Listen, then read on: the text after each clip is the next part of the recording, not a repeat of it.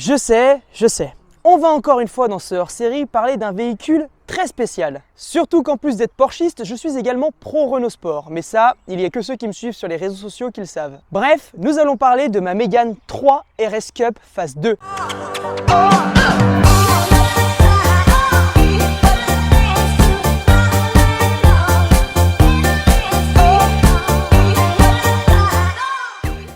Et vous savez ce qui est cool avec ce genre d'épisode? C'est que comme d'habitude, j'aime bien vous ramener des voitures toujours plus exclusives les unes que les autres. C'est pourquoi on ne va pas uniquement parler de ma Mégane 3 RS Cup dans cette vidéo. Non, nous allons également parler de la Mégane 3 RS Trophy en phase 3.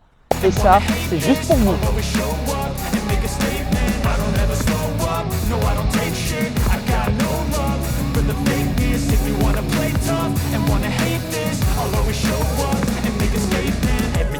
So instinctive and so passionate. Every word I move so descriptive like an adjective. I got a vendetta against people who patent it. Being negative when you should be getting after it.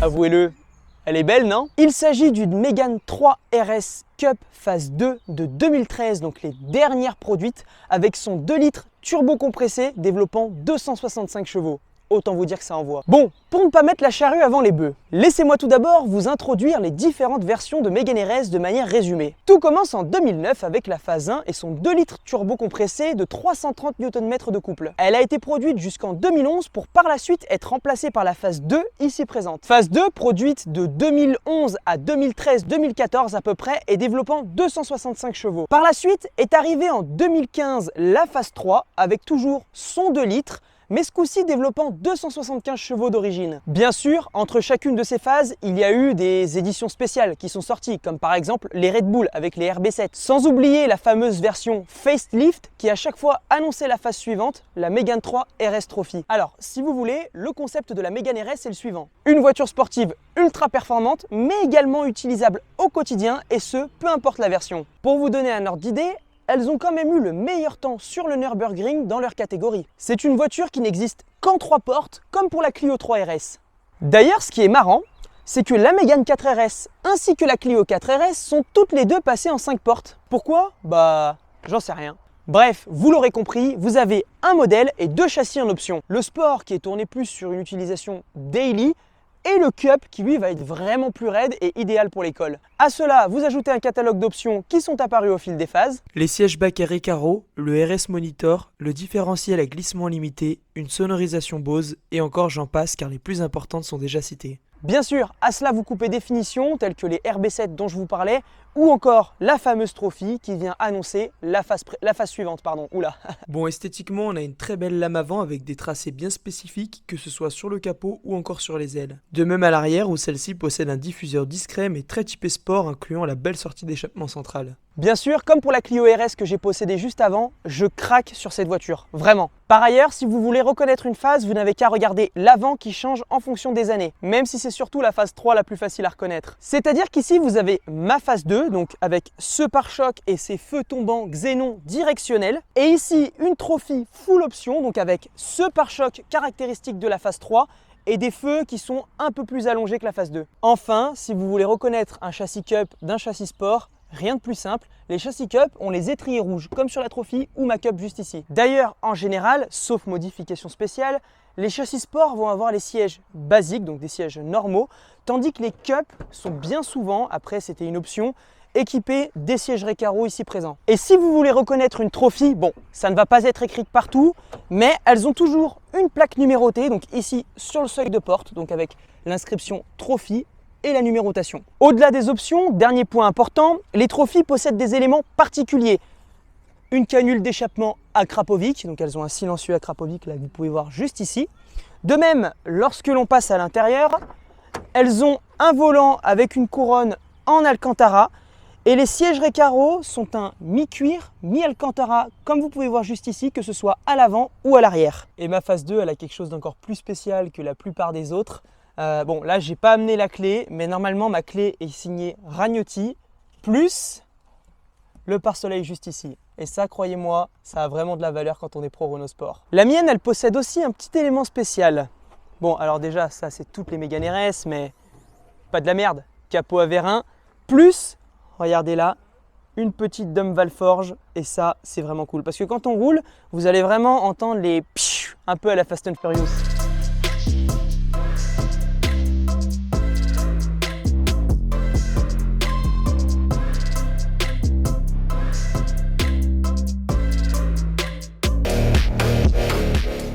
La clé dans la fente.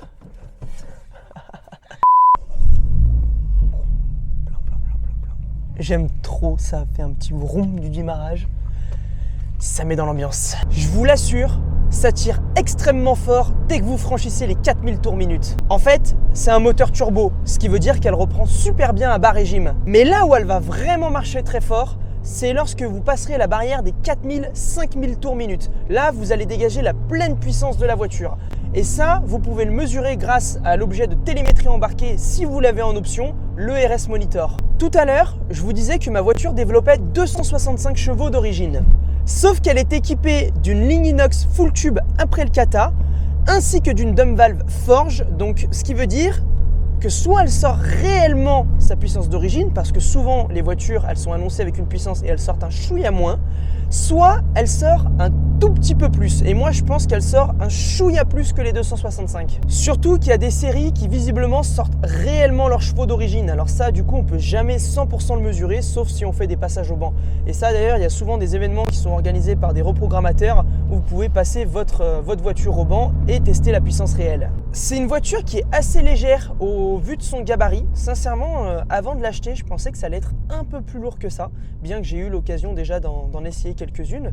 Il faut savoir que le poids est d'environ, alors que je dise pas de bêtises, mais d'environ 1400 kg. Ce qui veut dire qu'au final, on a un rapport poids-puissant qui est excellent. La Mégane RS, c'est vraiment une voiture super polyvalente qui marche très fort avec un très bon châssis.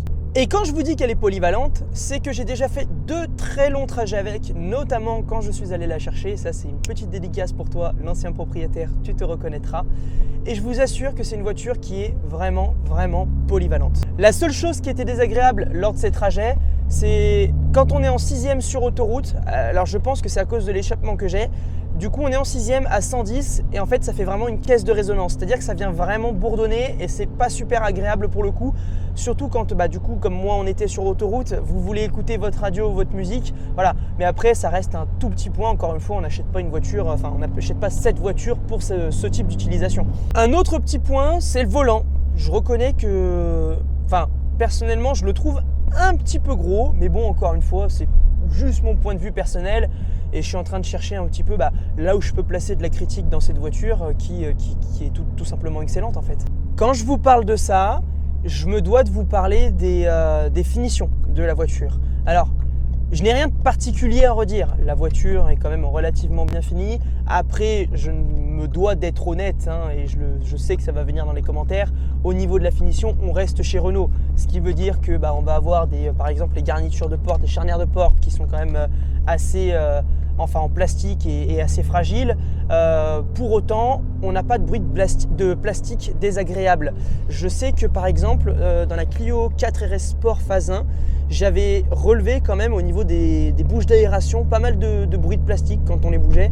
Voilà, ça reste des petits points, mais pour autant, il n'y a rien de bien spécial à signaler. Ça reste Renault Sport et ça reste quand même une finition plutôt bien réalisée au final. Après, en matière de conduite, c'est une voiture qui n'a absolument rien à voir avec les sportives allemandes concurrentes. Sans vous mentir, sur des sportives équivalentes, je dis bien sur des sportives équivalentes, parce que je sais que sur la chaîne, on fait beaucoup de Porsche, on a fait de la GT3 RS ou autre, mais sur des sportives équivalentes, et pour avoir une Clio 3 RS, qui avait déjà un châssis excellent et qui est une voiture de fou furieux que je regrette, d'ailleurs cette voiture me manque très souvent, mais avec celle-ci, la Mégane, je me suis jamais senti aussi à l'aise en courbe, et ça, c'est une réalité.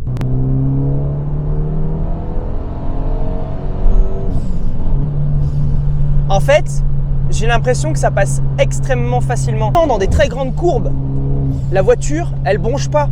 C'est un rail. Le châssis est impressionnant. Et là encore, on est sur un temps qui n'est pas totalement sec. Et ça passe vraiment trop fort. J'adore cette voiture. Sincèrement, ça a été mon coup de cœur. Et très souvent, j'ai pour habitude de vendre mes voitures assez rapidement, sauf que celle-ci, je sais pas. Il y a quelque chose qui... Elle a quelque chose. Et encore, je ne vous parle même pas des sensations, parce qu'avec cette voiture, en fait, dites-vous que vous êtes vraiment dans une voiture de course. Vous allez absolument tout ressentir. Vous allez ressentir les sensations de la route, vous allez ressentir les jets, vous allez sentir l'accroche. En fait, niveau sensation, vous n'allez pas être déçu et vous allez être réellement servi comme vous le voulez. Et c'est ça que je recherchais à travers cette voiture. Moi, c'est ma voiture, entre guillemets, du plaisir du week-end. Et je recherchais ces sensations, cette utilisation. Et même quand on prend une version Cup et qu'on s'assoit dans un baquet, alors après ça dépend ce qu'on veut, attention, mais moi personnellement je sais que j'adore cette sensation de me dire je m'assois dans un siège baquet, un moteur qui rugit et une voiture qui est vraiment typée pour la course, quoi. Donc là, niveau sensation, enfin le rapport prix-qualité-sensation est quand même assez exceptionnel. Rien que niveau sonorité, c'est génial. On entend les bruits du turbo, encore plus avec la Dump Valve Forge. C'est génial. Sincèrement, c'est génial. Là, quand vous passez sur le mode sport, c'est là que la sonorité vient vraiment se réveiller. Alors, il faut savoir qu'avec cette voiture, ce que je fais, c'est que quand je suis en mode normal, je conduis tranquillement. Parce que du coup, je veux que le calculateur comprenne que le mode normal, c'est entre guillemets la conduite souple. Par contre, quand on met le mode sport, c'est là que la voiture va avoir une cartographie différente. Et surtout que, une gestion électronique du moteur qui va être différente. Et surtout qu'elle va se mettre carrément à avoir des pops à la décélération plutôt sympa.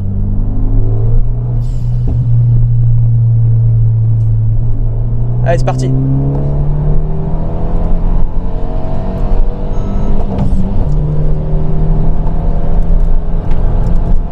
Ça passe trop fort. Hop, le freinage, on appuie, ça freine extrêmement fort. On la balance, elle suit.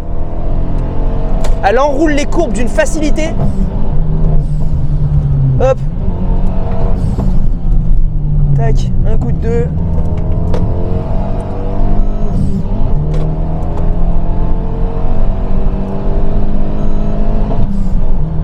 J'aime bien l'entendre au rupteur.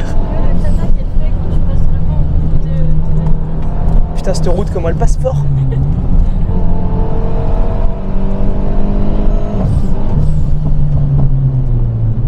Ouh, ça me donne chaud. Un petit appel d'air.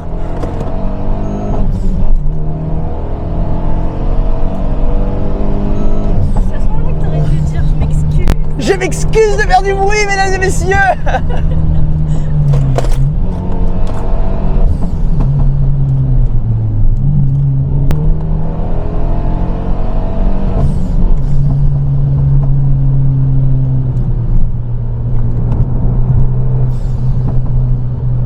Par contre, ce qui est ouf, c'est qu'avec, je bouffe vraiment du pneu et du consommable. Parce qu'à chaque fois que je la sors, c'est pas pour enfiler des perles, quoi, entre guillemets.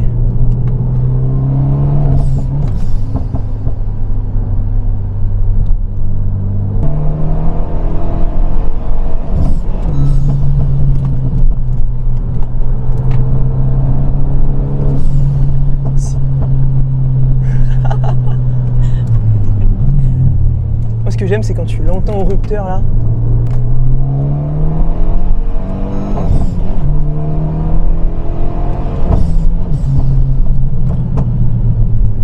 Là, il était beau celui-là.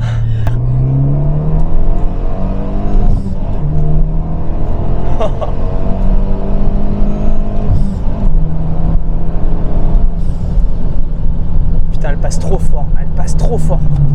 Bam, elle se place, un pied de frein, on la place, une 3, on la balance dans le virage. Et c'est un rail, elle ne bouge pas. Franchement, Elle s'est juste remis en place en fait. je kiffe cette voiture.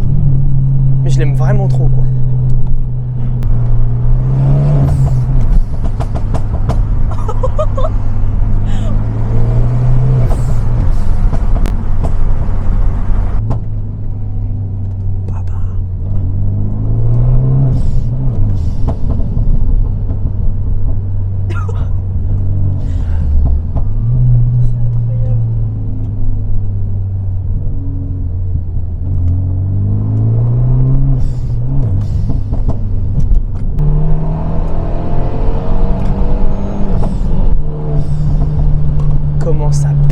fond.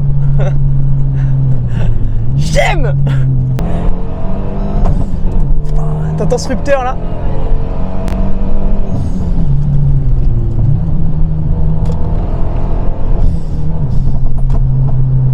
Cette route, elle est incroyable. Tu passes ça, quand tu la connais, tu passes trop fort. Bon allez, il faut aussi que je vous montre la trophy. Venez avec moi. Carte, contact. Let's go.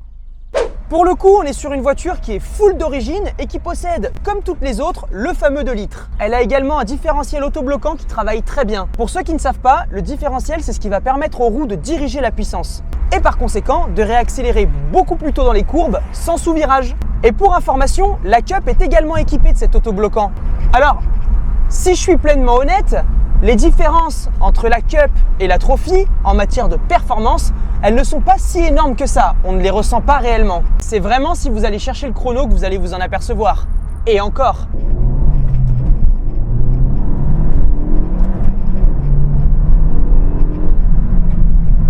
Elle marche très fort, très fort.